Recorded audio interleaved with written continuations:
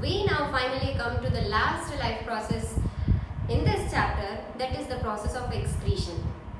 The process of excretion in the living organism basically refers to the process of elimination of metabolic waste products from the body of the organisms, especially the nitrogenous waste or the waste containing nitrogen compounds from the body.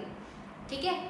So these metabolic activities which are going on in our body, they generate many types of nitrogenous molecules which no longer are required by our body and are thus considered as waste products.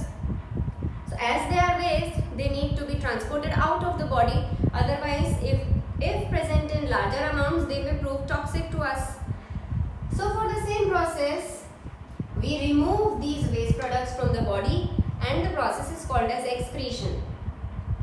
So different types of organisms devise different methods of excretion.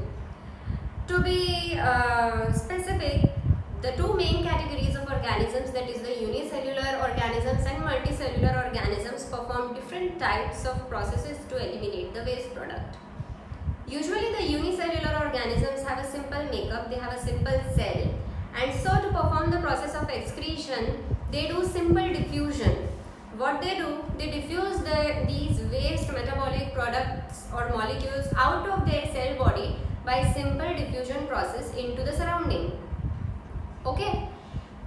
But in case of higher multicellular organisms who have complex body designs, this process of excretion is a little elaborated. What happens? They have specific organs for performing this function. And in human beings, these organs are the kidneys, which are present in the lower back of our abdominal cavity. This is the figure showing the excretory system in human beings. As you can see in the figure, the excretory system in human beings consists of two bean-shaped kidneys, or you can say a pair of bean-shaped kidneys. Right? These are bean-shaped kidneys. Two tubes are arising from these bean-shaped kidneys, which are called as ureters. So you can also say that a pair of ureters is present in this system. A bag-like structure, a muscular structure, which is called as the urinary bladder, the urethra, followed by a urinary opening. What is happening that in these excretory organs, which are called as the kidneys, the blood is transported through these renal arteries and renal veins. You can say, I have shown you, this is the main vena cava or the vein. This is the main aorta, as you can see here. This, the left renal artery, these tubes, this is the left side, this is the right side of the excretory system. The left renal artery, the left renal vein. The word renal itself means related to kidneys. As we studied earlier in the respiration system, that the word pulmonary was related to lungs. Here the word renal is related to kidneys. Fine. So these are the blood vessels which are bringing the blood into the kidneys, and then after coming to the kidneys, this blood will be filtered and all the waste products from this blood will be filtered, and after filtering, the waste product or the urine formed is collected through these two tubes called as urethra into this bag-like structure called urinary bladder. When the urinary bladder is filled, we naturally feel an urge to urinate, and then we pass out the urine through this urethra and the urinary opening. Now, after studying this system, the main question arises is, what is actually happening inside this kidney? Actually, urine ban kaise rahi hai? What is the main process behind the filtration? This main process of filtration of blood, which is happening inside the kidneys, is carried out by very tiny small capillary structures or tube-like structures, which are called as nephrons. The main excretory units which are present inside the kidney, or you can call as the excretory units of kidneys, is nephron. अब ये होता है, ये nephron filtration कैसे करते हैं, let me show you. So my dear students, this is the diagram of the unit of excretion which is present in the kidneys, that is the nephron. There are millions of these tiny, it is a microscopic unit. I have drawn it and you can refer to your book also for this diagram. This is the same diagram which is given in your books.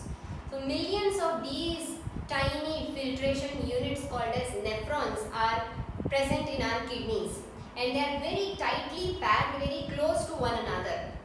These are the main units which actually are purifying or filtering our blood. First of all, I will just tell you about the structure. One second. This tube, okay, this cup-shaped structure. You can see here this cup-shaped structure. This is the beginning of the nephron. Okay, this is the part of the tubular structure. This is a cup-shaped part of this whole tubular structure. This is called as Bowman's capsule.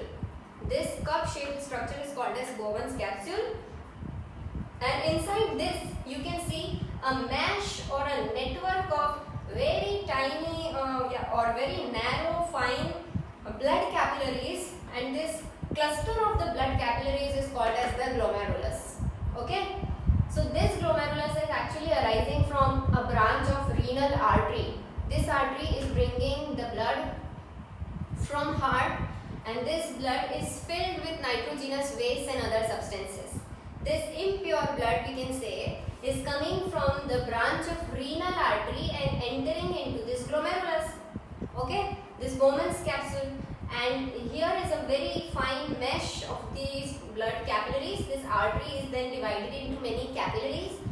These capillaries are in capillaries के अंदर जितना भी blood flow हो रहा है वो सारा blood पहले तो यहाँ पर filter हो जाता है, और उसमें से जितना भी filtrate है, filtrate मतलब filter होने के बाद जो waste product है, आप कह सकते हो कि अभी आपकी जो यूरिन बन रही है वो यहाँ blood में से filter होके आ जाती है इस Bowman's capsule में.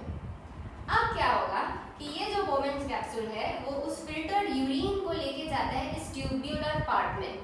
You can see this tubular part. There are two types of tubes drawn here. ये जो thick वाली tubes हैं ये हमारे nephron का part है. You can see this again convoluted. Convoluted का मतलब होता है coiled. पहले यहाँ convolutions हैं, ये Bowman's capsule में से tube निकला, यहाँ पर coil हुआ, फिर एक long loop है, इस loop को Henle's loop कहते हैं. It is not given in your book but you can write it down. Henle's loop.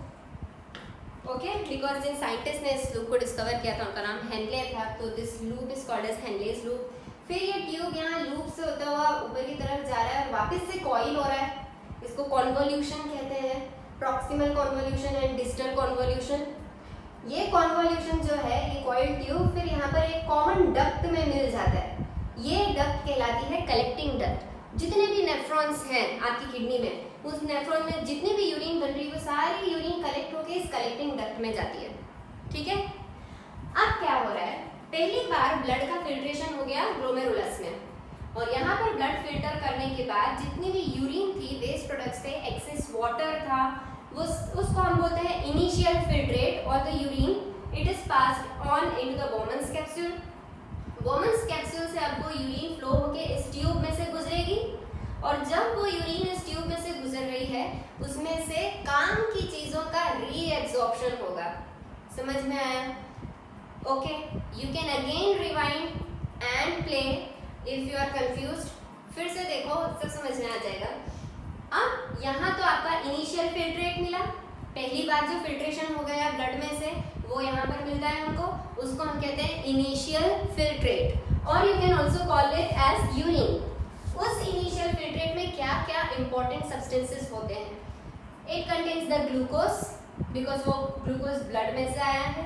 It contains many amino acids जो भी बॉडी को काम में लग सकते हैं. It contains many salts and water. Okay, अब ये सब जो चीज़ें हैं वो सारी की सारी वेस्ट नहीं है. इतना सारा लार्ज अमाउंट ऑफ वाटर भी यहाँ आ जाता है, और हमारी बॉडी को अभी भी वाटर की ज़रूरत होती है. तो ये सारी चीज़ों में से कई सारी काम की चीज़ें फिर से एब्जॉर्ब हो जाती है ब्लड में. कहाँ? जब पार्ट में फ्लो हो रही है तो रीएब्जॉर्प्शन होता है यूरिन में से, और जब रीएब्जॉर्प्शन हो रहा है in the tubular part of the urine तो द रीएब्जॉर्ब्ड यूरिन उसमें से बहुत सारा एक्सेस वाटर जो होता है वो फिर से ब्लड में चला जाता है। कितना वाटर ब्लड में वापस से रीएब्जॉर्ब हो जाएगा, it depends upon the quantity और concentration of water in your body. If your body is very well hydrated, आपकी बॉडी में सफिशिएंट अमाउंट ऑफ वाटर है और बॉडी को और ज़्यादा वाटर की कमी नहीं है, तो वो एक्सेस ज़्यादा पानी यूरिन के फॉर्म में बाहर निकल जाएगा।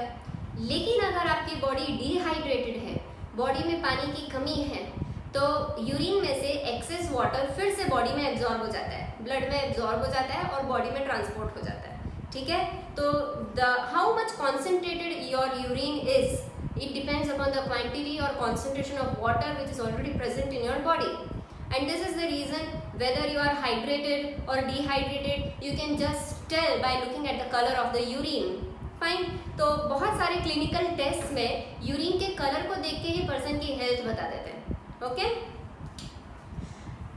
so the reabsorbed initial filtrate then transports into this tubular part of nephron as urine and it flows along the tube.